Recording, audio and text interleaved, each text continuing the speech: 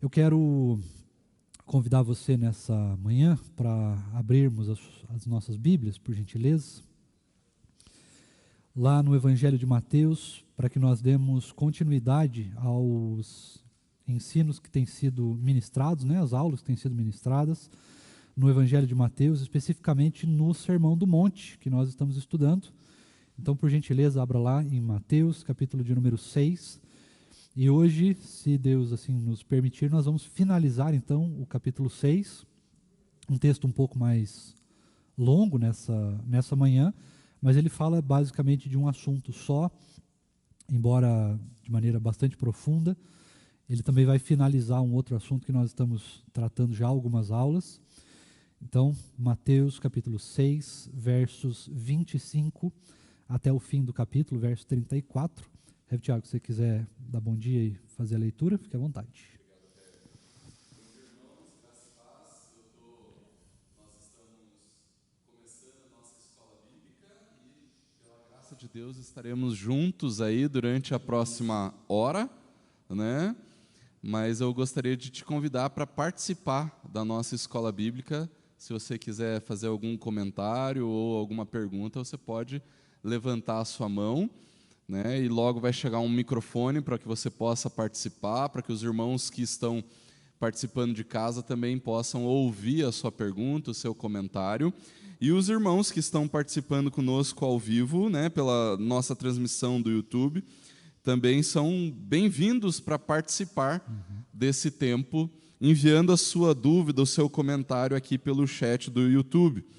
E eu quero aproveitar então e já saudar a Sandra, que está aqui acompanhando o Rev Patrick nessa aula de hoje, né? A Vanessa, bom dia, presbítero Paulo, Robério, a Luana, presbítero Luiz Alves, a Nathalie, a senhora Marassi, né? Para quem não sabe, pastor Lucas e a Vitória casaram no civil ontem, né? Então a Vitória está aqui dando bom dia e eu já estou saudando ela com um novo nome, né? Não o novo nome que ela vai receber no céu, mas o novo nome que ela recebeu após essa assinatura tão importante, né?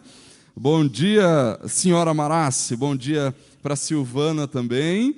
Graças a Deus, estamos juntos aqui para participarmos da escola bíblica e que o Senhor nos conduza nesse tempo. O texto do capítulo 6 do Evangelho conforme Mateus nos escreveu, a partir do versículo 25, nos diz assim: por isso digo a vocês, não se preocupem com a sua vida quanto ao que irão comer ou beber, nem com o corpo quanto ao que irão vestir.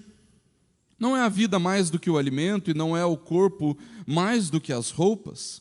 Observem as aves do céu, que não semeiam, não colhem, nem ajuntam em celeiros.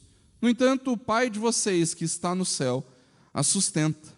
Será que vocês não valem muito mais do que as aves? Quem de vocês, por mais que se preocupe, pode acrescentar um côvado ao curso da sua vida? E porque se preocupam com o que vão vestir, observem como crescem os lírios do campo. Eles não trabalham, nem fiam.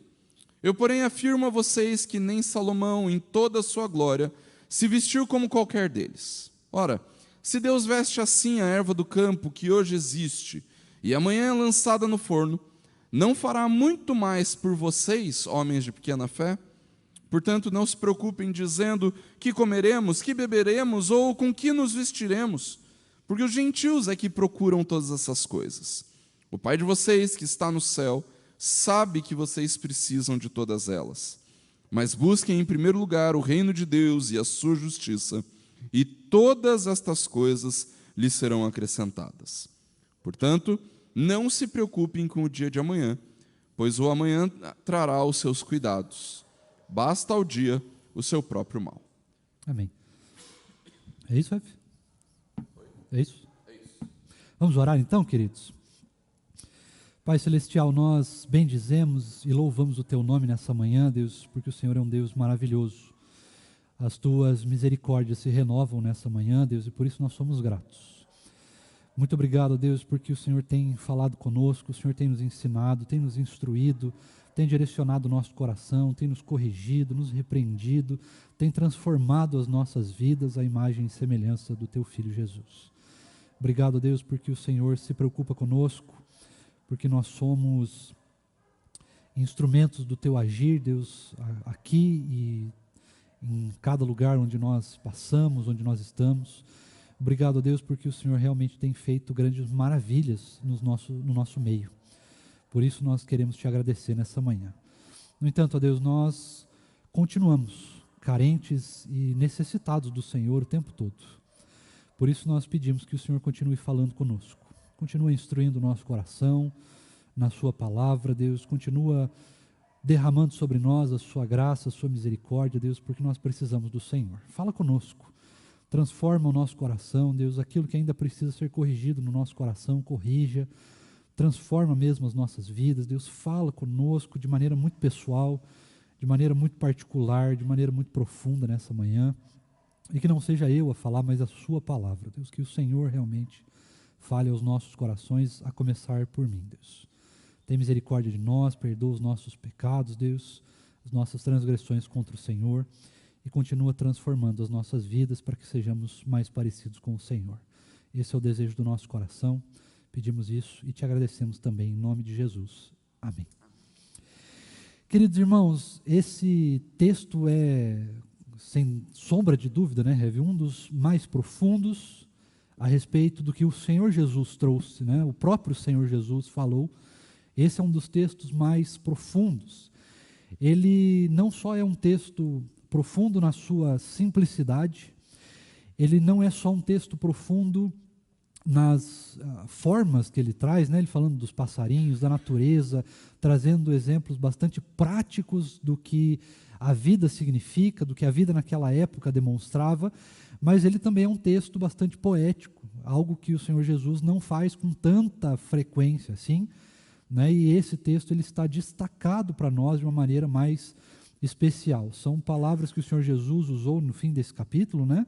Nós sabemos que esses capítulos são uma mensagem de Jesus, uma forma de pregação, né? Uma espécie de pregação, e essa é uma das partes que o Senhor Jesus usa de uma belíssima apresentação poética, cheia de simplicidade, cheia de significado, para finalizar um assunto que ele vinha falando já desde o versículo 18 e 19, né, mais especificamente ali sobre as riquezas. O Senhor Jesus começa falando um pouco antes, né, como nós já estamos vendo, que nós não devemos acumular riquezas. O Senhor Jesus aqui nesse texto, nesse trecho, até o finzinho desse capítulo, ele nos fala sobre algo que dentro de uma teologia bíblica, de uma teologia prática, nós chamamos de modéstia cristã. Não é isso? E o que é essa modéstia cristã? Né? O que significa isso? De onde vem isso? O que se estuda, né? O que se pensa sobre isso? E de maneira bastante simples, significa que nós devemos viver de acordo com os ensinamentos do Senhor Jesus. A síntese de tudo é isso. Viva de acordo com aquilo que o Senhor Jesus nos ensinou. Talvez de maneira até mais prática, você pode dizer assim, viva da maneira em que o Senhor Jesus viveu. Qual o problema disso? O problema disso é que, muitas vezes, por causa do nosso coração, por causa talvez do nosso ego não transformado, por causa talvez dos desejos do nosso coração, e nem estou dizendo desejos maus, mas simplesmente dos desejos do nosso coração, né? Cotidianos, desejos cotidianos, nossos sonhos, as nossas vontades, muitas vezes se sobrepõem àquilo que o Senhor Jesus viveu e aquilo que o Senhor Jesus ensinou, e por causa disso, então, nós começamos a ter uma vida mais parecida do que os gentios têm, né? Aqueles que não são crentes, aqueles que não nasceram de novo ainda, aqueles que não foram alcançados pela graça do Senhor Jesus, do que nós nos preocupamos em viver de acordo com aquilo que o Senhor Jesus nos ensinou, ou de acordo com o que o Senhor Jesus viveu. E se nós pensarmos bem como é que o Senhor Jesus viveu, vai ter um problema. Porque hoje, acredito que todos nós aqui dormimos em um travesseiro macio, em uma cama macio, né, com cobertores e tal, mas a palavra do Senhor Jesus, né, o próprio Senhor Jesus, vai nos dizer, né, que o Filho do Homem não tinha onde recostar a sua cabeça. Há historiadores, inclusive, que contam que a peregrinação naquela época, né, muitas vezes você dormia na pedra. Então imagine você acordar cedo, vir para a escola dominical e ter dormido numa pedra, no chão. Vamos combinar que acordar cedo já não é assim um privilégio, né? Uma bênção, né, irmãos? Mas acordar cedo depois de ter dormido numa cama de pedra, a coisa fica um pouco pior, né? Mas veja, é claro que de maneira nenhuma nós vamos defender aqui, né, nem eu, nem o Rev. Tiago, nem a própria palavra defende isso, que nós devemos então abandonar a nossa casa, né, e vivermos como talvez mendigos, né, como peregrinos que andam aí, dormem nas ruas, né, como os franciscanos, né, que abandonavam tudo e usavam só um tipo de roupa. Não é isso que a palavra de Deus ensina, embora algumas pessoas interpretaram dessa maneira durante a história. Mas o que a palavra de Deus nos ensina, né, e essa é a primeira lição que nós podemos aprender, diante de tudo isso que nós vimos já nas últimas aulas, é que nós devemos viver com simplicidade. É isso. A suma de tudo, né, a síntese de tudo é isso. Viver com simplicidade. Então, mesmo que você possa, né, você seja uma pessoa que tenha possibilidades de, sei lá, dormir numa cama feita de penas de pavão suíço, né, coisa do tipo, você não precisa. Pode, mas não precisa. E é basicamente isso que o texto vem nos alertando, que o Senhor Jesus vem nos alertando. E lembre-se, aqui são palavras do próprio Senhor Jesus para nós. Não são apóstolos, não são profetas, é o próprio Senhor Jesus falando diretamente para nós. Não é? Falando para aquela época e falando agora para a sua igreja. Então nós devemos, irmãos, pensar a nossa vida a partir de uma simplicidade bíblica. Como eu falei, não quer dizer que você vai precisar negligenciar qualquer coisa, as áreas da sua vida, né? Você não precisa abandonar a sua casa, abandonar suas refeições, o seu conforto. No entanto, não é prudente, e essa é bem a palavra, não é prudente que os crentes, aqueles que foram alcançados pela graça do Senhor Jesus, aqueles que foram tocados pela sua misericórdia, aqueles que ouviram as suas palavras, aqueles que nasceram de novo, vivam as suas vidas de maneira a se importar demais com as coisas que nós temos, com os bens materiais. Ou com os bens que não são materiais, né, são imateriais, mas também fazem parte daquilo que nós temos como conforto, né? Seriam aí, por exemplo, as redes sociais, né? os serviços de streaming, né? Onde você assiste suas séries, seus filmes, ou lê os seus livros, enfim. Muitos de nós, inclusive crentes, né, têm nessas coisas demasiada preocupação. De modo que se você... isso funciona muito mais com os jovens, com os adolescentes, né? Os mais velhos não têm esse problema. Mas se você pegar, de repente, e falar assim, olha, vamos tirar o celular dos adolescentes e dos jovens por um ano, é a morte, é o fim, é o colapso da civilização moderna, né? Porque nós aprendemos a nos apegar nessas realidades, nesses instrumentos, que podem ser, sim, instrumentos de bênção para as nossas vidas, mas que também, de certa forma, são instrumentos de escravidão para nós, não é? Não falo numa escravidão literal, nem falo numa escravidão assim ruim, né? Porque mesmo que eles sejam bons para nós estamos escravos deles, né? Ninguém consegue viver mais hoje sem celular, a não ser que você abandone a civilização realmente, né? Senão você sempre vai ver alguém com celular, ou vai precisar fazer ligações, ou vai precisar fazer alguma coisa do tipo. Ainda mais agora na pandemia que nós estamos vivendo, né? Que necessitou basicamente que a gente para você se encontrar com outra pessoa, você precisa estar online, né? Precisa estar conectado. Então, isso já é uma situação, né? E tem pessoas que realmente, se você tirar isso delas, o mundo acabou, a vida dela acabou, porque ela não tem outra opção de vida, né? Ela não sabe viver de outra maneira. Então, esse é o tipo de alerta que o Senhor Jesus nos faz. Você pode ter o seu conforto, não tem problema nenhum, mas não se apegue ao seu conforto de maneira demasiada. Porque, justamente, nós não sabemos o dia de amanhã. Então, hoje nós podemos ser muito ricos ou muito pobres, e amanhã nós podemos ser muito ricos ou muito pobres. E aí nós vamos lembrar do que o apóstolo Paulo fala, não é? Lá em Romanos. Aprendi a viver contente com todas as coisas que eu tenho. E essa é a síntese do que nos diz numa simplicidade, né, de uma modéstia cristã. Viva de maneira simples, mesmo que você possa, mesmo que você tenha, mesmo que você possa trocar de roupa todos os dias, não faça isso. Não é recomendável, não é justo que você faça isso, né, o tempo todo.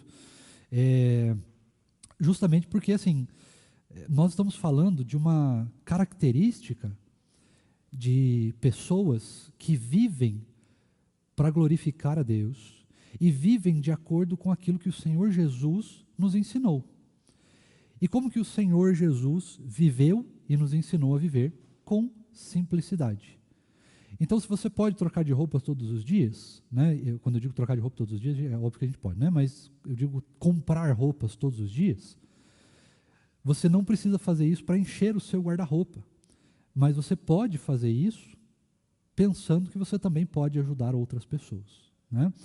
Então sempre existe essa dualidade naquilo que nós temos como conforto. Se eu posso ter conforto, eu também tenho esse conforto para que aquilo que o Senhor Jesus me deu sirva também para o próximo. E é isso que o texto vem nos alertando, né? Falando sobre as riquezas. Então não acumuleis riquezas, mesmo que você possa, não se torne aí super rico, ou se você se tornar um super rico, você então aprenda, né, esteja disposto a compartilhar aquilo que Deus mesmo te deu com os outros, né? Não acumulem riquezas, não se apeguem às riquezas, não se apeguem ao conforto, porque tudo nessa vida estraga, tudo nessa vida passa, mas o Senhor Jesus está muito preocupado que nós então acumulemos os tesouros no céu, porque esses ainda nem chegaram e nós já estamos os acumulando. E esses tesouros, eles não são estragáveis, né? Eles não são, não têm obsolescência programada. Para quem não sabe, obsolescência programada é uma ferramenta que algumas empresas usam para construir objetos, principalmente eletrônicos, que tem um prazo de validade. Então, assim, dura 2 anos, estraga e aí você precisa comprar outro. Isso se chama obsolescência programada. É uma tática bem desleal aí do mercado, mas que existe no nosso meio por causa do pecado. Agora, nos tesouros do céu, não existe isso. Aquilo que você compra no céu, compra não, né? Aquilo que você conquista no céu, não desvaloriza jamais, não perde sua validade, não perde o brilho, não estraga, não corrói, não pode ser roubado, não pode ser furtado, porque é presente do próprio Senhor. E é isso que o Senhor Jesus está nos alertando. Agora, se a gente partir para uma análise real desse texto, nós vamos perceber que algo nos chama muito a atenção nesse texto, né? Algo é destacado para nós. E esse algo é muitas vezes mal traduzido. Eu e o Heber até estávamos conversando sobre isso antes de começar a aula, porque é algo que alguns tradutores traduziram de maneira um pouco equivocada, ainda que o significado seja mais ou menos na mesma linha, né, seja parecido, ele não é exatamente igual. Esse texto ele nos chama a atenção, queridos, para algo que começa ali no versículo 25. Se você atentamente olhar ali para o versículo 25, ele diz o seguinte: não andem preocupados. Né? Outras versões vão dizer assim: não andem ansiosos, não andeis inquietos por coisa alguma, né? Ou pelo que é a vez de vestir, ou pelo que é a vez de beber, ou de comer. Né? São essas as coisas que o texto nos fala. No entanto, queridos, a ansiedade, ela não é o problema aqui. Porque a ansiedade, ela é a causa. Ela é, ou melhor, a causa não, desculpa, ela é a consequência de nós andarmos preocupados com essas coisas, não é? Quanto ao que havemos de comer, de beber ou de vestir. Então, o texto mais correto, a tradução mais correta seria essa, né, que nós lemos aqui: não andem preocupados. E aí eu posso perguntar para você nessa manhã, né, o que tem te preocupado? O que tem tirado o seu sono? O que tem te feito aí, de repente, ser encaminhado para uma terapia medicamentosa contra a sua ansiedade, contra a sua preocupação, né? Porque nós andamos preocupados. E parece uma pergunta extremamente simples, talvez até simplória, mas é uma pergunta extremamente complicada de se fazer. Porque é o seguinte: se nós estamos preocupados, e isso é duro de dizer, muito duro, é duro de ouvir também. Se nós estamos preocupados com alguma coisa, será que não é porque nós não estamos confiando em Deus? Não é duro dizer isso? Não é mais duro ainda de ouvir? Porque você se preocupa, não é verdade? Você se preocupa com os boletos que chegam todo mês. Às vezes chegam boletos antes de acabar o mês, inclusive, né, já se preparando para o dia seguinte. Né? Não basta cada dia o seu mal, como diz o versículo 34, porque o mal chega antes, irmãos, o mal bate a porta antes. Né? Agora, o próprio Senhor Deus disse que cuidaria de nós, atenderia às nossas necessidades. E quando eu falo de necessidades aqui, é lógico que o texto nos aplica nos faz pensar nessas três necessidades, né? Roupa, comida e bebida, né? Mas a gente pode pensar que o Senhor Jesus cuida de nós termos um emprego. Puxa, pastor, eu não estou empregado agora. No entanto, aqui a gente vai lembrar de algo extremamente relevante para nós. Porque, se nós não temos um sustento por meio do emprego, o que nos sobra? Nos sobra a graça de Deus, a sua misericórdia, né? Nos sobra a sua palavra, nos sobra uma vida de meditação, nos sobra a fé. Tudo isso é verdade. Mas nos sobra algo que muitas vezes nós desvalorizamos: a vida da igreja. Porque se eu não tenho um trabalho, ainda assim, aqueles que nasceram de novo podem contar com os irmãos e irmãs em Cristo. E isso é uma coisa que nós negligenciamos dos dois jeitos, tanto no jeito de contar com a igreja, quanto no jeito de sermos contados por alguém. E aí está uma característica que a gente precisa se preocupar, que a gente precisa dar atenção. Primeiro, será que nós estamos realmente apegados demais com os nossos tesouros, a ponto de termos dificuldade de compartilhá-los? Por outro lado, será que nós não estamos realmente vivendo a vida da igreja, dependendo dela, dependendo de Deus, da sua palavra? Será que nós, de fato, confiamos, e a palavra é essa mesmo, confiar, que o Senhor realmente supre as nossas necessidades? E aí são todas elas? Não só as materiais, mas as imateriais também, como, por exemplo, a necessidade afetiva,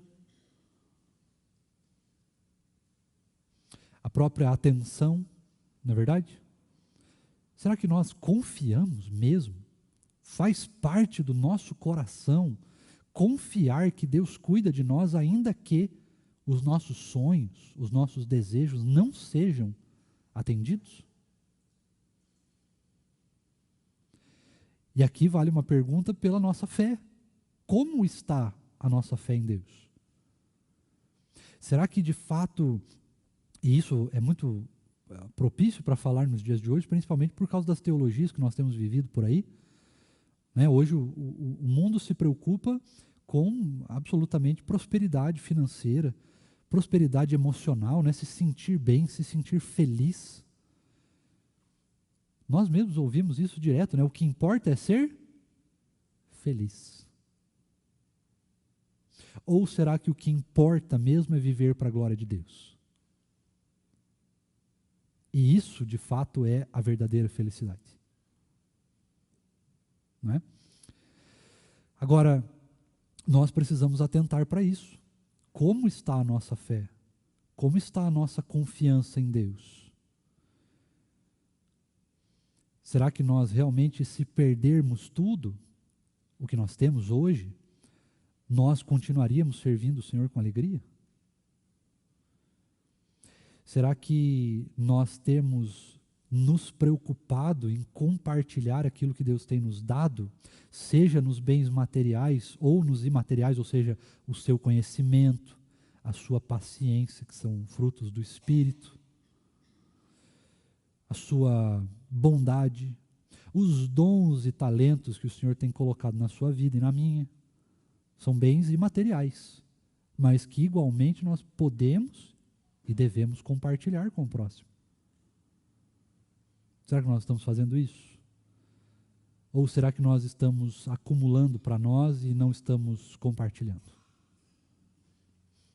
Ou talvez nós estamos compartilhando, mas no Facebook, no Instagram, e aí infelizmente eu preciso te dizer que não vale.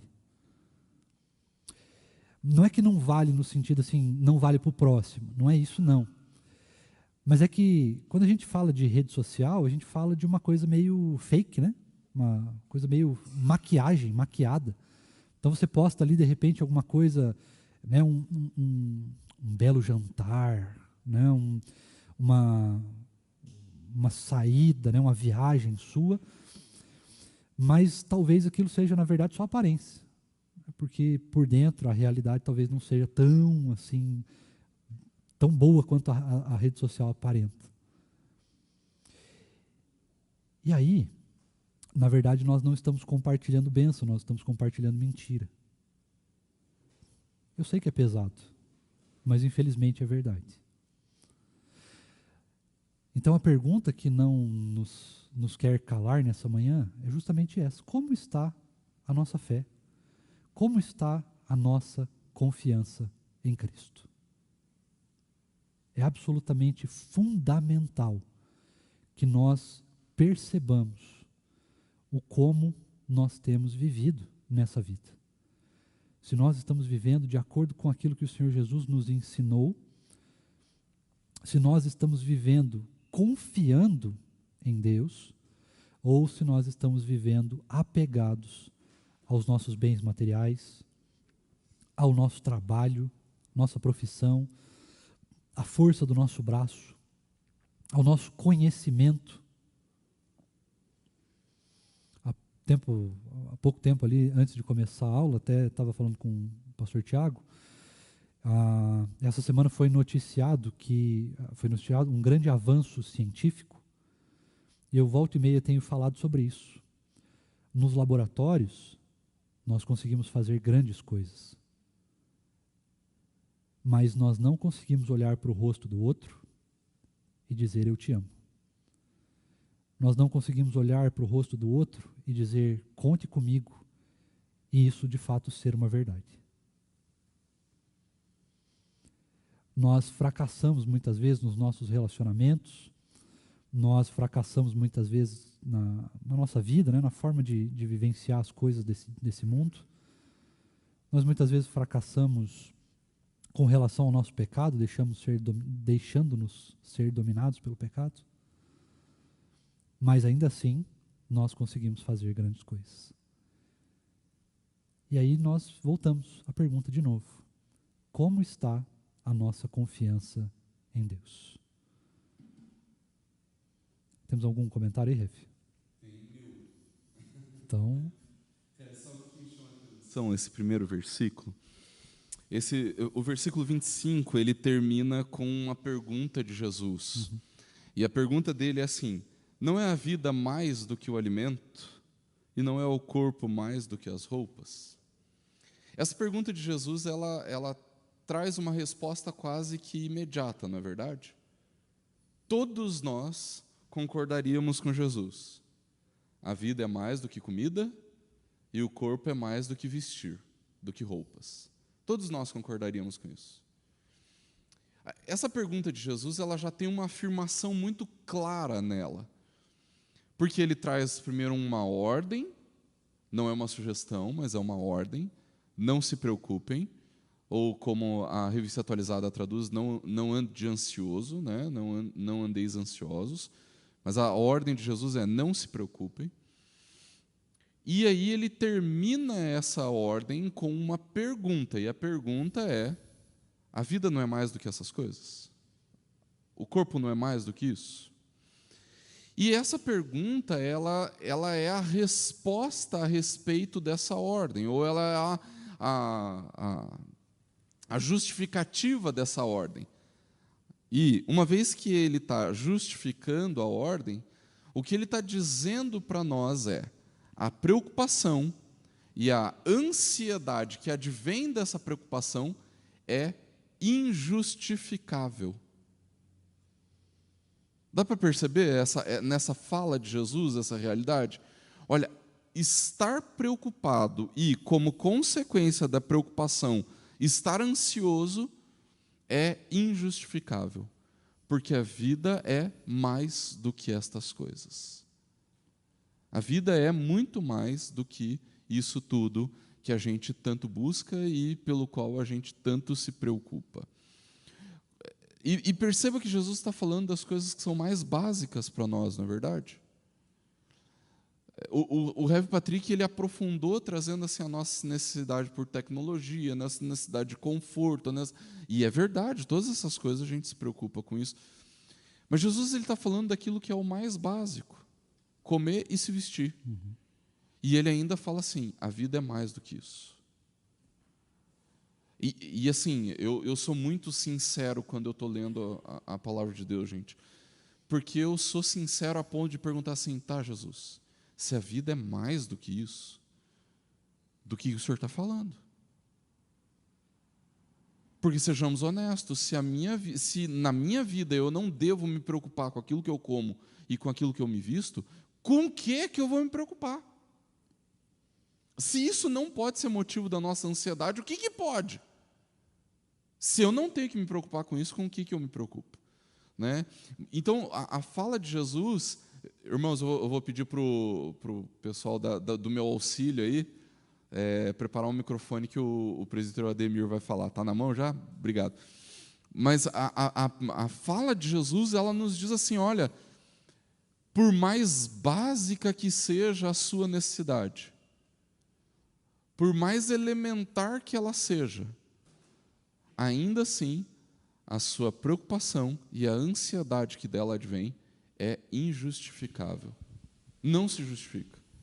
E o Rev está falando sobre a questão tecnológica, e aí é engraçado, Rev, porque por mais que a gente se desenvolva tecnologicamente, por mais que políticas sociais avancem, e etc., etc., por mais que as coisas melhorem, entre aspas, né, a gente não consegue resolver um problema dos mais básicos, que é o nosso pecado, né? Por incrível que pareça. Né? Presbítero Ademir, por favor. O versículo 25 e o 32 estão intimamente colocados, imbricados. Primeiro, que o que se condena é a pré-ocupação, não a ocupação. Né? E no 32, à primeira vista, a gente pensa que Jesus está censurando os gentios. Não está. Ele está simplesmente dizendo, os gentios se preocupam. Isso não é bom. Mas, vejam bem, o que eles se preocupam são com necessidades, com as quais nós devemos nos ocupar, não preocupar-se. Preocupar-se é agir, pensar, querer agir antes do momento oportuno. Isso não leva a nada, não é eficiente nem eficaz. Né? Então, a meu ver, não andeis preocupados pela vossa vida. O Pai do céu sabe que necessitamos de todas essas coisas, ou seja, se ocupem daquilo que é a necessidade de vocês, de cada qual. Né? Não se preocupem. Eu gosto de falar meio nordestinamente, preocupem, porque a palavra preocupação, ela desfaz no nosso imaginário da palavra, do sentido dela, aquilo que ela quer nos transmitir. Ocupar-se é bom, é virtude. Preocupar-se ou preocupar-se é vício, é defeito, não é bom. A fala do presbítero Ademir é muito boa, porque Jesus não está incentivando a vadiagem aqui, né? Assim, trabalhe, né? Em nenhum momento Jesus está falando assim, ó, fica lá sentado no seu sofá, né, com a boca aberta, que uma hora a comida chega, né? Não é isso que Jesus está incentivando, né? Então nós devemos nos ocupar, sim, né? O que nós não devemos é nos preocupar. Pedir para o Fabinho trazer de novo o microfone. O Nicolas pediu a palavra também.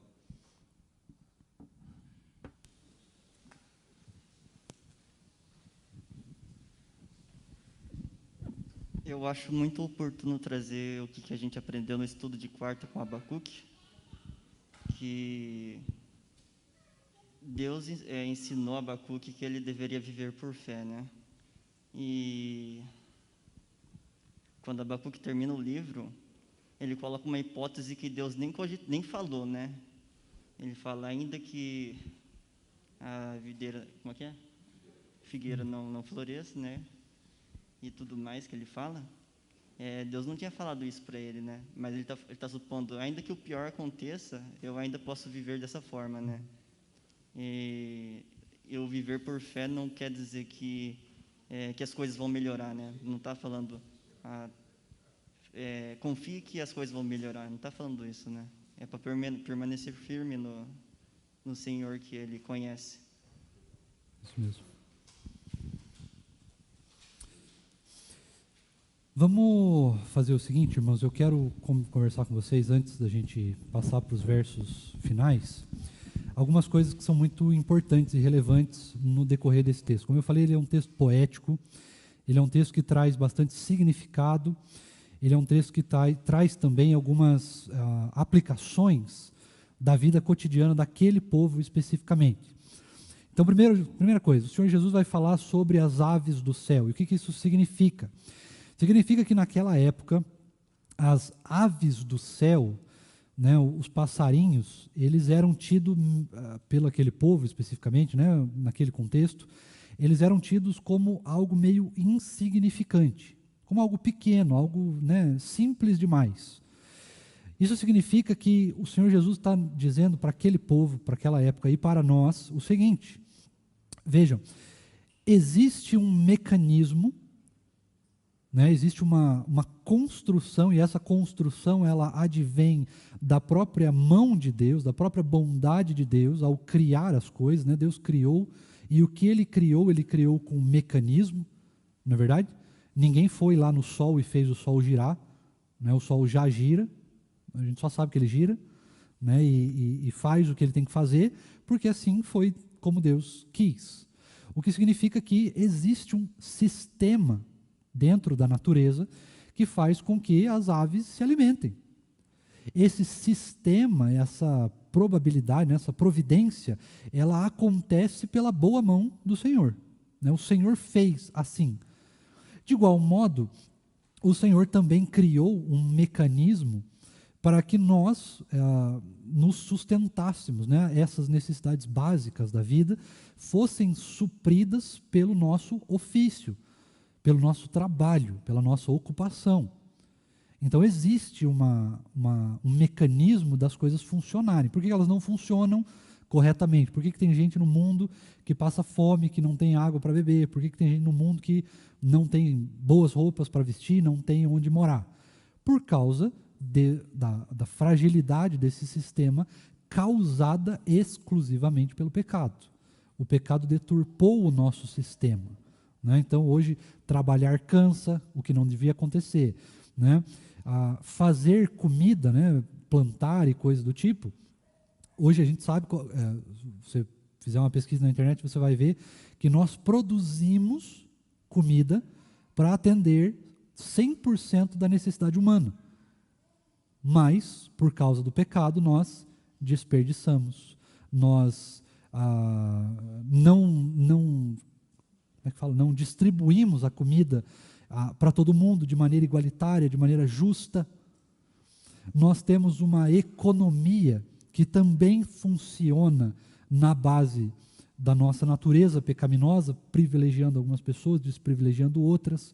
Isso não tem nada a ver com ideologia, enfim, não vou nem citar, mas não tem a ver com ideologia, não tem a ver com absolutamente nada, tem a ver com o pecado. Então não ache, por exemplo, que não é o capitalismo. Não é o capitalismo, é o pecado, né? Pecado. E o pecado é que causa o capitalismo. Tá?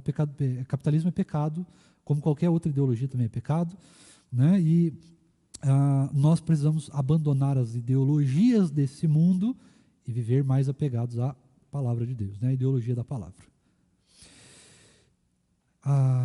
O problema disso tudo, queridos, é que quando a gente olha para esse sistema que foi criado perfeito, lembra lá no Jardim do Éden, e há alguns pesquisadores bíblicos, né, alguns comentaristas bíblicos, eu sou um deles, inclusive, que tende a acreditar que naquela época, ou seja, na época do Jardim do Éden, quando as coisas eram perfeitas, penso eu, não sei se você concorda, se quiser comentar, eu penso que naquela época a coisa era tão perfeita que você ia até uma árvore, pegava uma maçã e a maçã nascia de novo. Penso eu que era assim que funcionava, né? Assim que a coisa foi feita para funcionar. Né? Então você podia comer de qualquer coisa lá, você pegava lá, comia e a coisa nascia de novo rapidinho, e aí outra pessoa podia pegar de novo. Não tinha problema nenhum nisso. Tá? Tem base bíblica para isso? Nenhuma.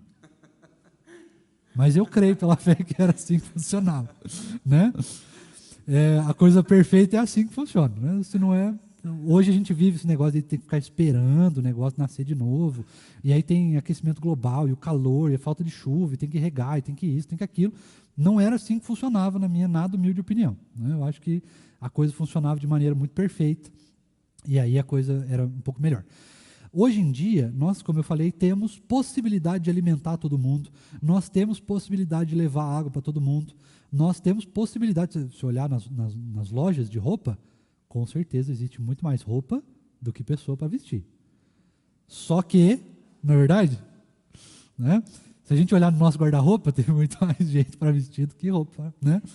Então, assim, é uma situação que a gente olha ali e a gente vê que existe solução. No entanto, a solução é mitigada, ela é distorcida, ela é impossibilitada por causa do nosso pecado. Não é verdade?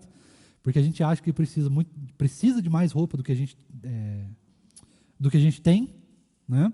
A gente olha para as lojas e a gente sabe que aquelas roupas, elas não são doáveis, né? Você não pode entrar numa loja e pegar, a menos que você queira passar um tempo num lugar quadrado, né? onde o sol nasce quadrado, né? Mas o que é isso, né? Por que nós precisamos, inclusive, do dinheiro? Quem que falou para você que você precisa de dinheiro? Né? A gente nem sabe. Talvez os economistas, né, quem estuda um pouco mais de economia, vai ter uma noção um pouco melhor de onde vem isso e tal. Né? Mas antigamente as coisas eram feitas pela troca. Né? Você me dá isso aqui, eu pego isso daí. Né? Uma coisa um pouco mais simples. Mas hoje nós criamos a economia, e a economia, infelizmente, por causa do nosso coração pecaminoso, ela faz com que a gente tenha essa desigualdade social. Tá? Então não tem nada a ver com o político X, a política Y, a ideologia Y, é por causa do nosso coração pecaminoso, que almeja aí o dinheiro muito mais do que valorizamos um ao outro. Tá bom? Segunda coisa que nós temos ali, que é muito interessante, né? O Senhor fala primeiro dos passarinhos, que vão ser alimentados por causa do sistema que Deus criou. Né? Os próprios animais se alimentam entre si, meio que se cuidam. Hoje é um equilíbrio meio frágil e tal, mas ainda assim esse sistema funciona. Né? A natureza geme pela glória, né? Pela vinda de Cristo, mas ainda assim esse sistema está funcionando de alguma forma. Ele também poderia funcionar para nós, mas por causa do pecado ele não funciona, ele é impossibilitado. Então essa é a primeira forma. Segunda forma que o Senhor Jesus nos apresenta, ele vai falar do lírio do campo, né? Que nasce... Antes de você falar do lírio, deixa eu te interromper outra vez. Primeiro, para registrar a participação da Carla, que ela diz assim, a questão é entendermos e aceitarmos o que Deus entende por essencial. Uhum. Né?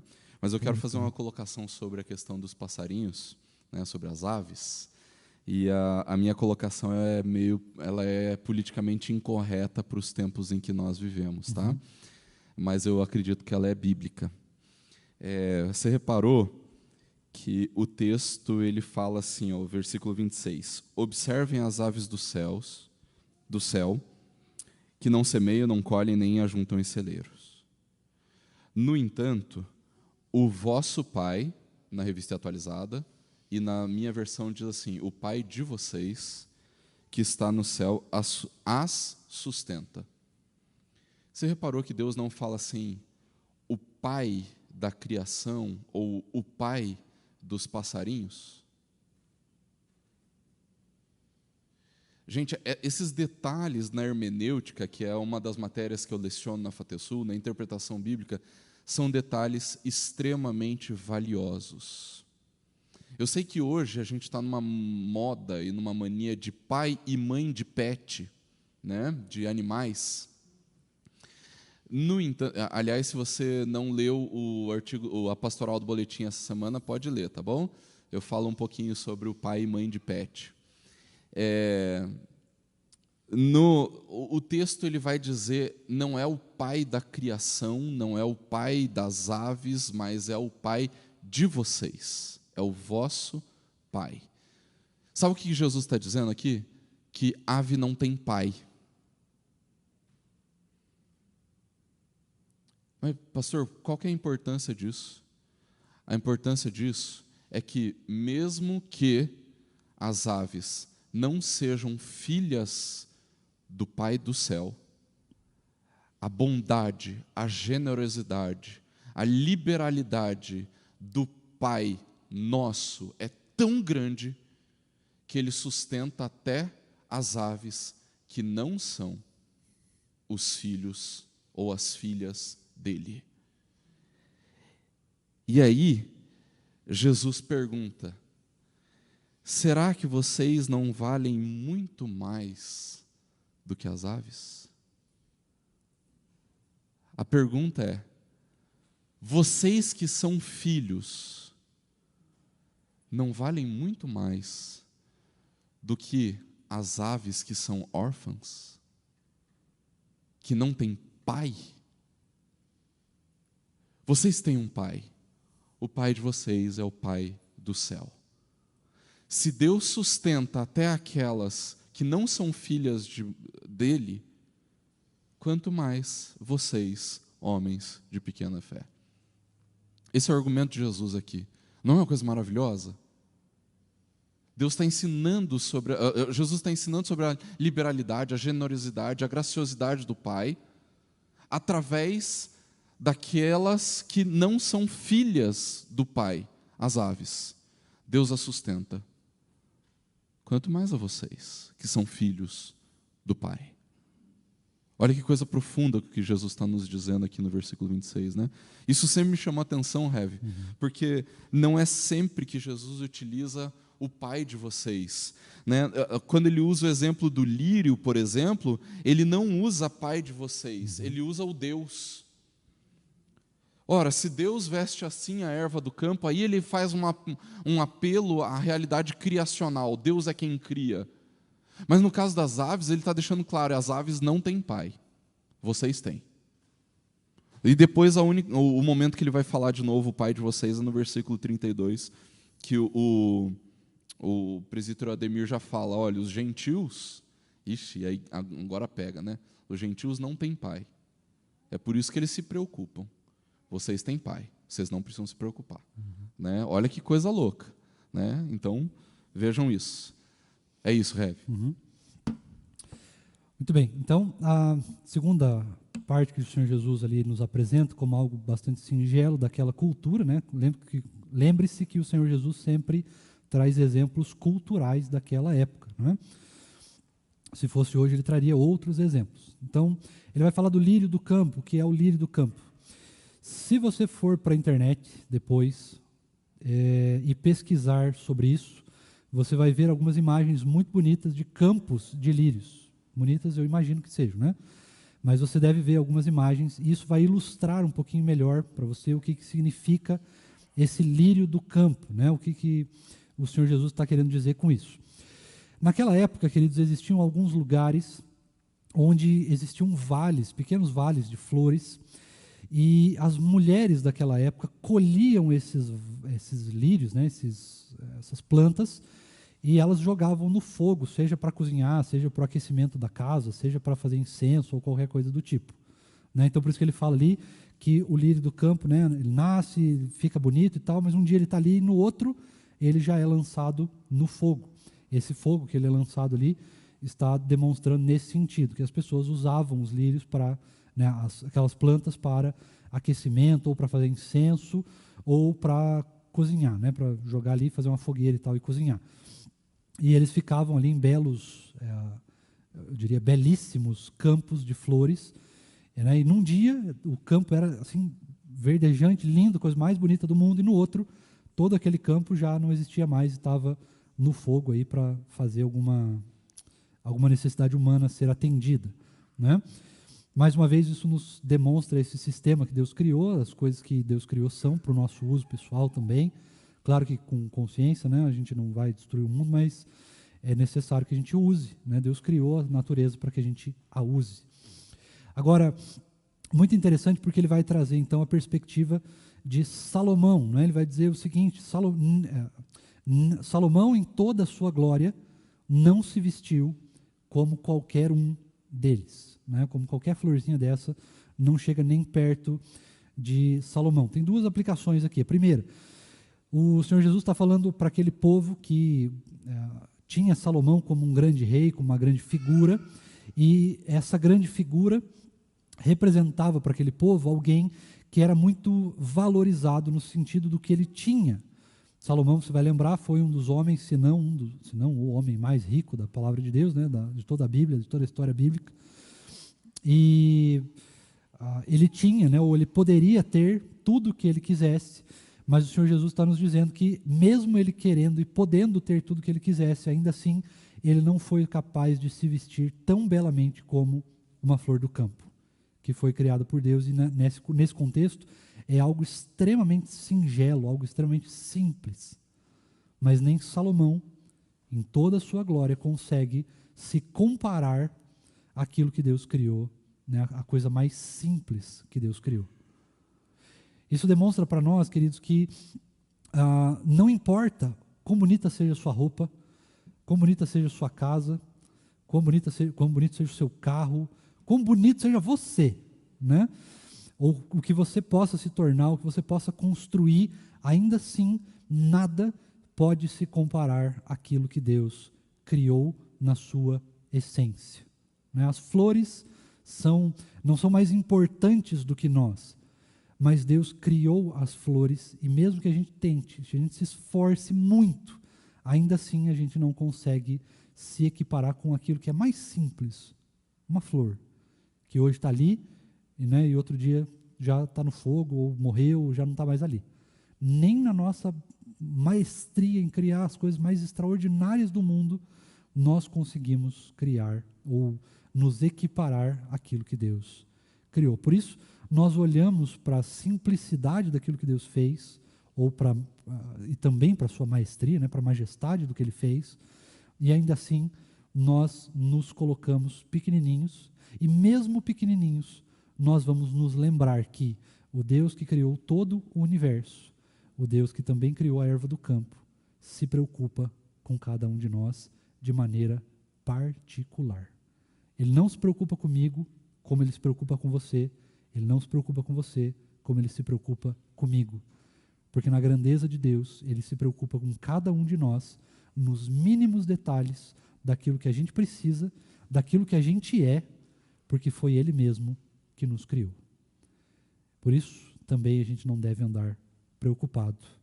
Porque se Deus criou a erva do campo, a florzinha mais simples, Ele sustenta essa flor, Ele mantém ela bonita, quanto mais o que Ele pode fazer por mim e por você.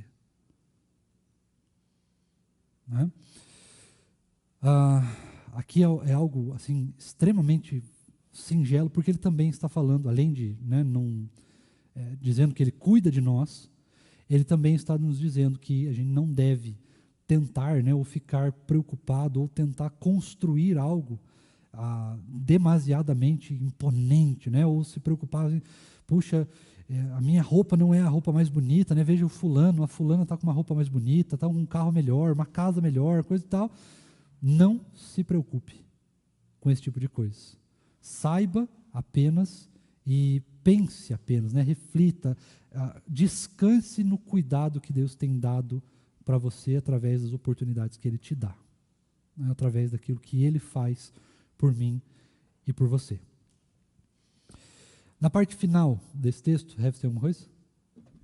Registrar, então, a participação de alguns irmãos que falaram. Primeiro, a Carla complementou aquilo que ela disse, né? Ela falou assim: Deus disse que nunca nos faltará o essencial. A questão é o que eu entendo por essencial. Sim, né? Mas tanto o Gabriel quanto o Norton, eles falaram uma coisa muito importante a respeito da questão ou da consciência do trabalho, né? Ou como fruto do nosso trabalho. Porque o Gabriel lembrou o texto de Efésios, capítulo 4, 28, que diz assim: aquele que furtava, não furte mais. Antes, trabalhe, fazendo com as mãos o que é bom, para que tenha o que repartir com o que tiver necessidade. Isso. E aí ele fala assim, a caridade cristã deveria ser uma motivação para trabalharmos e acumularmos dinheiro, pois assim teremos recurso suficiente para nos sustentar e ajudar os que têm necessidades.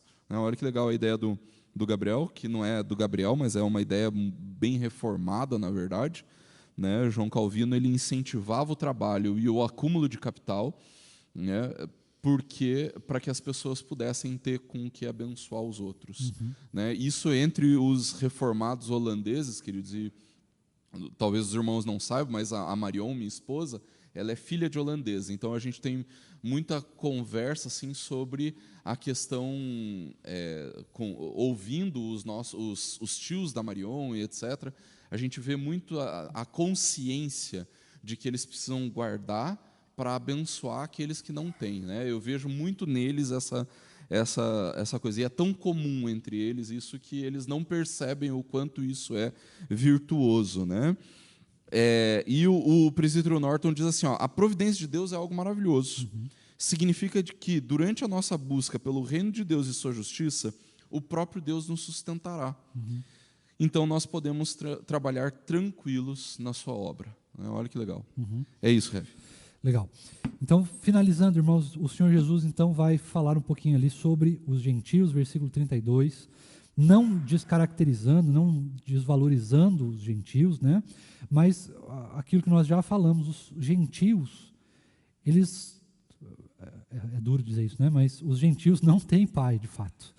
Né? Não quer dizer que Deus não se preocupa com eles, porque Deus ainda assim libera um negócio que nós chamamos dentro da teologia de graça comum. E o que é essa graça comum? É aquilo que diz lá em Eclesiastes: o sol nasce para justos e injustos. Né? A colheita, você já viu a colheita do crente ser mais produtiva do que a do ímpio? Não é assim que funciona. Né? A colheita é igual para todo mundo, a chuva vem para todo mundo, ou não vem, como por exemplo agora, não vem, né? A chuva não vem. Mas ela não vem só para os...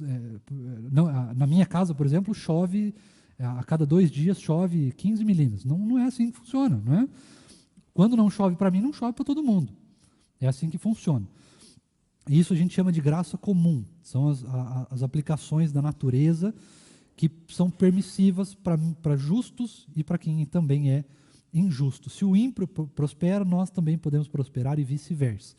Então, o Senhor também valoriza o ímpio. No entanto, né, o Senhor não tem aquele apreço que nós temos, porque só tem pai aquele que nasce de novo. Então, quem não nasceu de novo, infelizmente, não tem pai. Já ouviu aquela frase que diz assim, mas eu também sou filho de Deus? Não é bem assim.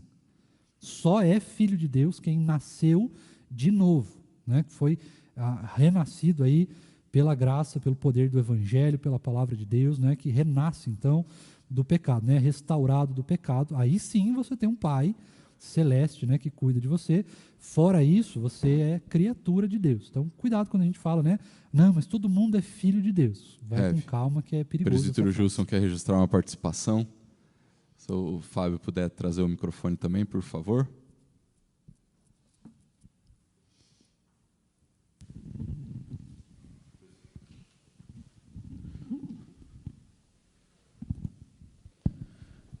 O pastor, dentro do que o pastor Patrick está falando, né, que nós somos filhos, né, a gente vive também um outro movimento, até dentro de algumas igrejas, né, e alguns até colocam adesivo no carro, né, eu sou filho do rei, né, e aí alguns afirmam, como eu já vi alguns colegas, né, se eu sou filho de Deus, sou filho do rei, eu não vou dar com qualquer coisa. Eu não vou ter qualquer casa, eu não vou ter qualquer roupa. Então, isso é totalmente o oposto. Né? Ele não entendeu né? E não entendeu essa verdade, né? Não quer dizer que eu sou filho do rei, né?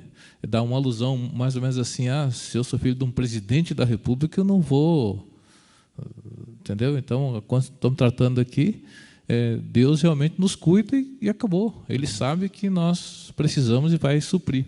Eu estava vendo aqui Paulo falando a Timóteo, né, lá no capítulo 6, e pelo que eu percebi, na igreja tinha essa discussão muito forte lá, e alguns pregando: se você não é rico, daí o Paulo vai falando, ele fala ali, né, nada, porque nada temos trazido para o mundo, nem coisa alguma podemos levar dele. Tendo sustento com que nos vestir, sejamos contentes, né? Então, você imagina o que era contente naquela época, né? A gente não sabe que tipo de carro que tinha, que tipo de celular que tinha, não tinha nada, né? Como é que é um jovem adolescente contente hoje? Né? Então, assim, a gente tem que se policiar para o ensinamento de Jesus constantemente. Porque, gente, a hora que sai daqui da porta para fora, né? Não, se eu não tiver o melhor celular, eu vou brigar. Eu não vou na igreja, não consigo, entendeu? Não consigo pedir o Uber, sei lá, né? Então, assim, essas coisas tem que pensar, né? Então, assim, o Filho de Deus também, eu não posso me usurpar disso, assim, agora vai me dar tudo, porque daí não é bem essa a realidade, né? E a gente tem que estar contente mesmo, e até porque a gente não vai levar nada desse mundo, né? Mas servir a Deus com aquilo que temos, eu acho que é isso que vai nos fazer que cada vez mais possamos agradar a Deus e fazer a vontade dele, né? Legal, presbítero. Eu estava preparando o sermão de hoje à noite e a questão da nossa filiação vai falar muito conosco hoje, viu, gente? Porque hoje o sermão também fala um pouco da questão de sermos filhos de Deus, né? E eu estava, durante o sermão, eu estava falando assim, puxa, eu precisava falar disso, sobre o fato de nós sermos filhos de Deus não nos conduz necessariamente a uma vida de luxos e riquezas como nós deveríamos imaginar. Bom, se eu sou filho do rei, então eu tenho que ter tudo do bom e do melhor, né? E eu fui escrevendo o sermão, eu fui estudando, eu fui preparando e etc, etc. E eu falei assim, gente, mas eu queria falar sobre isso e eu não consigo achar um espaço aqui para falar e tudo mais sobre isso. Eu não consigo trazer essa aplicação de forma tão rápida e etc. E agora eu entendi por que eu não consegui trazer a aplicação, porque Deus queria usar o presbítero Gilson para falar isso com a igreja hoje, né? De que não é porque nós somos filhos do rei e filhos do Deus Altíssimo que nós vamos necessariamente provar daquilo que é o melhor que este mundo tem a oferecer. Nós provamos do melhor de Deus, mas não necessariamente do melhor do que esse mundo tem a oferecer. Então, não é por causa disso que nós vamos ter o melhor carro, a melhor roupa, o melhor celular, a melhor casa, etc. Né? Não é isso que o texto nos diz. Muito bom, presbítero. Uma coisa interessante, irmãos, que vale ser ressaltada, né, é que as pessoas que dizem isso, que é filho do rei, ela não leu a Bíblia. Né? Não leu. Por que não leu? Porque o próprio texto de Filipenses, capítulo 2, dos versos 5 a 11, vai dizer que o próprio Senhor Jesus, sendo Deus, não usurpou ser igual a Deus, antes abriu mão da sua glória, né, e veio até nós, fez-se como carne, como servo, como escravo, né, servo na Bíblia é escravo, então fez-se como escravo e deu a sua vida, né, veio aqui até nós, e suportou todas as coisas até a morte de cruz, que era a morte mais humilhante que tinha naquela época. Essa é a morte o pior criminoso, ainda eles iam pensar se eles iam julgar ele com essa pena. Essa pena era assim, a crucificação era para os desprezíveis mesmo. E aí você pensa, né, se Deus se humilhou a si mesmo até morte de cruz, esse povo não leu a Bíblia. Não entendeu absolutamente nada do que a palavra de Deus diz. Absolutamente nada. Talvez leu o Apocalipse, né, que diz que as ruas do céu serão como vidro polido em forma de ouro, né, semelhante a ouro, mas aí é no céu, não é aqui. É longe do pecado. Né? Então estão se adiantando um pouquinho no processo, e aí a gente não sabe nem se o processo está bem adiantado. Eu vou falar sobre as ruas de ouro hoje também no sermão. Né? Então, é importante a gente pensar, lembrar sobre isso. Veja, se o Senhor Jesus dormia numa pedra, então você ficar dizendo que é filho do rei é muito complicado, muito difícil. eu não diria nem que é pecado, eu diria que é uma blasfêmia, um negócio assim, fora do padrão. Não entendeu absolutamente nada, nem da vida, nem de si mesmo, nem do amor ao próximo, e principalmente não entendeu nada de Jesus. Né? E a gente tem falado aqui, né? Você não precisa ter o melhor carro do ano, mas você pode ter eventualmente. Se Deus te abençoar com isso, lembre-se, Deus não está te abençoando com isso porque você é maravilhoso, porque você é uma pessoa separada, né? Um anjo com auréola e asas, né? Mas Deus está te abençoando com isso para que você, ou melhor, porque Ele já deu, Ele já colocou em você a capacidade, o dom e talento de que você vai usar isso para a glória dEle e para abençoar o próximo. Não é porque nós somos bons que nós temos as coisas. Se eu tenho algo, esse algo é para repartir. Sempre pense isso. Tudo que você tem, tudo que eu tenho, é para repartir. Ainda que eu não vá dar o dinheiro, né? O dinheiro, talvez o seu dinheiro não sobra, mas sobra o seu talento, a sua paciência, a sua longanimidade, o seu amor, o seu domínio próprio, né? A ajuda que você pode dar, talvez não no sentido financeiro, mas um conhecimento, um conselho, uma oração, uma intercessão. Enfim, nós temos várias possibilidades do que Deus nos dá para compartilhar. Bom? E aí nós finalizamos o texto, então, com 2 versículos que são absolutamente extraordinários. Versículo 33 e 34. Buscai, pois, em primeiro lugar o reino dos céus e a sua justiça, e todas estas, ênfase no estas coisas, vos serão acrescentadas. Não é todas as coisas. Certo? Isso é muito importante dizer, porque muita gente distorce esse texto, dizendo, olha, todas as coisas que você quiser serão te dadas. Não é isso. E não é dadas, é acrescentadas. O que significa acrescentado? Significa que se eu estou buscando ansiosamente, se eu estou me preocupando com o reino dos céus, e aí preocupando, a palavra aqui vale, aí é válido. Porque preocupando, né, aí a gente está se preocupando com os tesouros que nós estamos acumulando lá. Aí o negócio é o seguinte, se nós estamos nos preocupando com o reino dos céus e com a sua justiça, eu não preciso de outras coisas, mas o Senhor acrescenta. É extra. Né? Essas coisas são extras, são benefícios, são coisas que eu ganho além disso. Ou seja, o reino dos céus e a sua justiça me bastam. E aí o Senhor, porque Ele é bondoso demais, essas coisas, comida, água e roupa, né, as coisas básicas da vida são acrescentadas. Mas tem um detalhe muito interessante aqui. Buscai o reino dos céus, é isso que o Senhor está nos dizendo desde o versículo 18. Buscai o reino dos céus, né, acumulem tesouros no reino dos céus, aprendam comigo, valorizem aquilo que o Senhor Jesus está, né, o que eu estou ensinando, né, o Senhor Jesus está ensinando. Então se preocupem com o reino dos céus, mas não é só com o reino dos céus, e sim com a sua justiça. Quando a gente diz isso, eu podia ficar só uma aula falando sobre isso, mas quando a gente fala sobre a sua justiça, a justiça do reino dos céus, é justamente isso que eu falei um pouco atrás, né? Não se preocupe com ideologia, não valorize políticos ou políticas, né, públicas ou qualquer coisa do tipo, filosofias desse mundo. Valorize a justiça do reino. Porque é a justiça, ou através da justiça do reino, que é o que nós estamos basicamente vendo, desde do versículo 1 do capítulo 5, é a justiça do reino. E como que nós podemos aplicar essa justiça do reino a tudo quanto nós fazemos nessa vida? Então nós precisamos perceber isso e aprender a aplicar também a justiça do reino, buscar essa justiça do reino. E aí eu te pergunto, nós temos buscado a justiça do reino, ou nós buscamos, por exemplo, a justiça do mundo, nós buscamos, né, nos tornarmos justos de acordo com o politicamente correto, ou com as políticas sociais, ou com qualquer coisa desse tipo de coisa.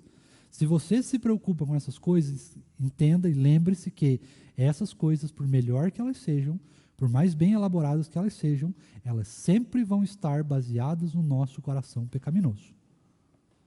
Mas a justiça do reino Esta sim a gente deve buscar, porque essa não é a justiça nossa. Não fomos nós que criamos essa justiça. Essa justiça foi criada e nos é apresentada pelo próprio Deus na sua palavra. Essa sim a gente tem que buscar. E aí, se nós buscarmos o reino de Deus e a sua justiça, aí sim vale o texto do versículo 24. Basta cada dia o seu mal. Um comentário, Rev? Presbítero, bom, primeiro lembrar que o presbítero Luiz Alves diz algo muito importante para nós, que ele fala assim, ó, aqueles que tiverem interesse em ajudar, procurem a junta diaconal, ou o PH, ou a SAF, né? Então, o presbítero Luiz Alves sendo extremamente prático aqui para nós, né? Falando assim, olha, se você quer abençoar, quer se doar, então procure aí a junta diaconal, o PH, a SAF, a mocidade, a UPA, né? Falando assim, olha, Deus tem me dado, eu quero abençoar, tá? E o presbítero Norton fala assim, ó, talvez aí esteja o valor do dízimo, que acaba sendo uma forma de Deus testar, de expor onde está o nosso coração. Fica à vontade, Rev. Quando a gente chega nesse verso final, no verso de número 34, onde o Senhor nos diz, olha, não se preocupe com o dia de amanhã. Nós precisamos lembrar, queridos, de quem nós estamos falando. De quem é a palavra que nós estamos estudando, que nós estamos conversando aqui, nós estamos meditando. E essa é a palavra de Deus. Portanto, se é a palavra de Deus, se nós sabemos que foi o Senhor quem criou todas as coisas, foi o Senhor que criou o lírio do campo, foi o Senhor que criou a vida, foi o Senhor que criou o passarinho, foi o Senhor que criou o nosso corpo, foi o Senhor que criou também o dia de amanhã. E aí é muito interessante, né? Porque foi o Senhor que criou o dia de amanhã, mas espera aí, o dia de amanhã nem aconteceu, mas Ele já criou. E é aí que nós valorizamos também a nossa teologia reformada, que pensa no amanhã, hoje. Eu não preciso me preocupar, porque o Senhor já planejou. Está tudo certo. Eu gostava muito de ter uma discussão sobre o arminianismo, né? Se você eventualmente não conhece, nós temos basicamente dois tipos de teologia, calvinista e arminiano. Nós defendemos mais a teologia calvinista como presbiterianos, e na teologia calvinista nós entendemos como um dos pontos fundamentais dessa teologia que nós somos predestinados, ou seja, Deus planeja ou melhor, Deus destina, né? Nós temos um destino. Tem gente que não gosta do destino, né? Quer furar o destino, tenta em vão, mas enfim, deixa de tentar, né? Não tem problema. Mas eu gostava muito de ter discussões com um rapaz que acreditava no livre-arbítrio. Amava ter discussões com ele. Porque ele era uma pessoa extremamente preocupada com as coisas. Ansioso de tudo, de absolutamente tudo.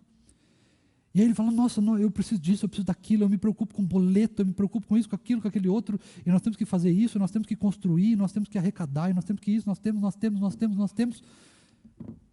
Não é nada. Suave, sossegado. Deus proverá. Claro que a gente trabalha. Não estou dizendo que a gente não vai trabalhar, né? Não queremos suco de uva sentado na beira da piscina e esperando as coisas acontecer. Não é isso que o texto nos diz, nenhum texto bíblico diz isso, né? Existem algumas pessoas que acreditam nisso, mas enfim. Agora, essa questão de livre-arbítrio, de nós podermos pensar no que sou eu, a responsabilidade é minha, ela é um peso muito grande para os nossos ombros, maior do que nós podemos carregar.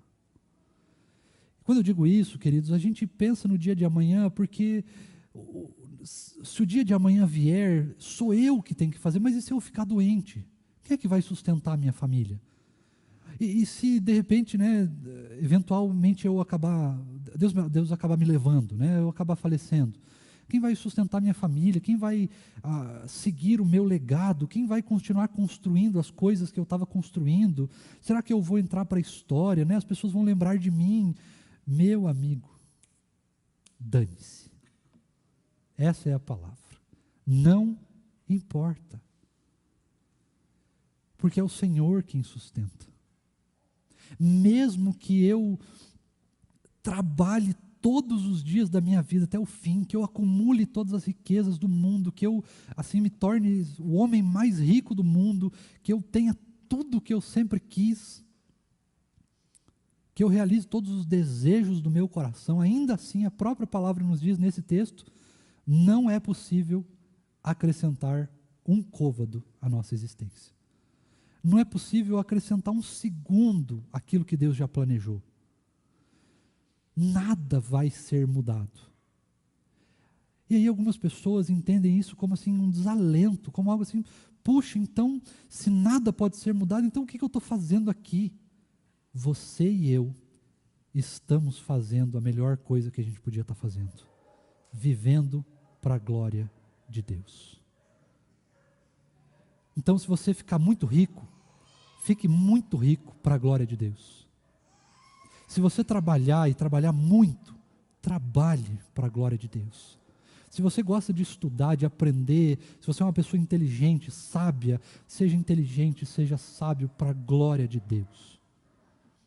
Não para se preocupar com o dia de amanhã, porque o dia de amanhã pertence a quem o criou. E quem criou o dia de amanhã foi o Senhor. Quem criou a minha vida, quem criou o meu corpo, quem criou a erva do campo, quem criou o universo, que nós muito pouco entendemos, foi o Senhor. Portanto, não se preocupe com o que você vai comer, com o que você vai beber, se você vai ter as coisas. Se preocupe em lembrar-se de que todas as coisas são para a glória de Deus. E se preocupe em lembrar que quem traz o sustento para a sua vida é o Senhor. Quem criou todas as coisas é o Senhor. Quem faz acontecer todas as coisas, ainda que pela obra das nossas mãos, é o Senhor. E aí a gente não precisa se preocupar.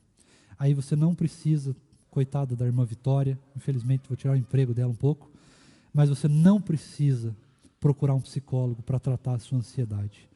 Você só precisa confiar em Deus. Vamos orar? Pai querido, obrigado, muito, muito obrigado, porque é o Senhor que nos sustenta, é o Senhor que cuida de nós. E como o Senhor mesmo disse hoje, o Senhor não cuida de nós, o Senhor cuida dos seus filhos, daqueles com quem o Senhor sonhou, daqueles que são amados pelo Senhor. Que o nosso coração, ó Deus, tenha condições, seja confortado e consolado pelo Teu Santo Espírito e pela Sua Palavra. Que nós possamos viver confiantes de que é o Senhor que cuida de nós. Que a nossa confiança esteja repousada na obra das Suas mãos, que é boa, perfeita e agradável. Que nós possamos confiar na vontade do Senhor, em quem o Senhor é. E o Senhor é amor por cada um de nós. Muito obrigado, a Deus, pela Sua palavra. Obrigado porque ela nos conforta e tira todo o peso dos nossos ombros, de nos preocuparmos com o dia de amanhã, de nos preocuparmos que é o nosso estudo que nos vai trazer sustento, de que é o nosso trabalho que vai nos trazer sustento, de que é a obra das nossas mãos que pode melhorar o mundo. Muito obrigado porque o Senhor tira esse peso dos nossos ombros. E aí nós podemos estudar, trabalhar, construir, edificar, nós podemos pesquisar, nós podemos inventar e fazer qualquer coisa, mas podemos fazer isso descansados, consolados e confortados a fazermos isso somente para a honra e glória do Teu nome. E não porque nós fazemos isso por causa do nosso sustento. Tira qualquer peso dos nossos ombros. Tira qualquer peso das nossas costas e que nós possamos ser confortados e também confrontados em sabermos e descansarmos, em deixarmos de ser ansiosos e preocupados, mas que nós possamos nos ocupar de glorificar o Teu nome dia após dia, em tempo e fora de tempo, de glória em glória, de fé em fé. Tem misericórdia das nossas vidas quando nós pecamos e nós não confiamos no Senhor. Confiamos na força do nosso braço, confiamos no nosso estudo, na nossa inteligência ou em qualquer outra coisa. Que nós possamos confiar que o nosso sustento, que o nosso consolo, que todas as coisas da nossa vida são providência do Senhor. Muito obrigado, Deus, pela sua palavra. Obrigado pelo teu agir em nós. Obrigado por tudo que o Senhor tem feito nas nossas vidas. Nos dá uma semana de bênçãos, uma semana de tranquilidade, um dia abençoado, um dia de descanso, onde nós nos preparamos, então, para cultuarmos o Senhor logo mais à noite. Muito obrigado, Deus, por tudo. Em nome de Jesus. Amém.